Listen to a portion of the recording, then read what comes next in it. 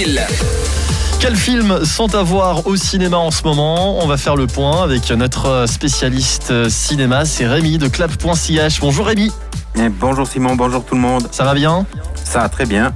Alors aujourd'hui on va parler de 3 films qui sortent sur les écrans, dont une adaptation de Pagnol, mais ce sera pour le dessert. Tout d'abord on va démarrer avec un très gros film d'action américain.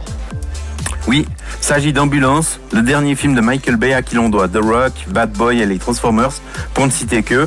On sait un peu à quoi s'attendre, mais là quand même faut pas pousser.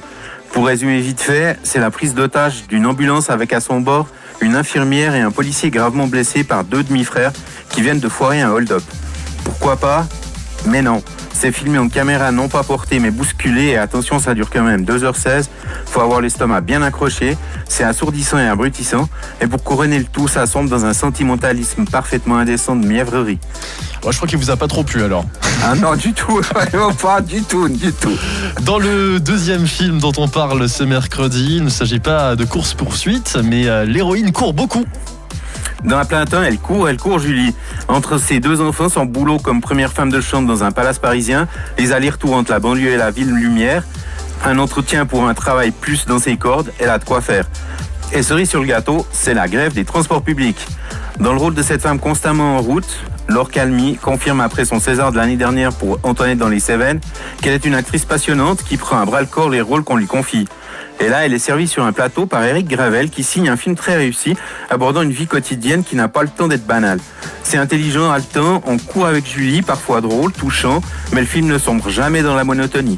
Et pour terminer, on s'intéresse à cette nouvelle adaptation de Pagnol, Le Temps des Secrets. Oui, elle s'est réalisée par un spécialiste de la fin de l'enfance, Christophe Barati, à qui l'on doit Les choristes, La Nouvelle Guerre des Boutons et Envole-moi. Il nous conte les vacances de Marcel Pagnol à la fin de ses études primaires qui découvre les prémices de l'amour dans les collines au son des cigales. Avec Pagnol, il trouve tout ce qu'il aime, l'enfance, la camaraderie, la famille à l'aune de devenir adulte.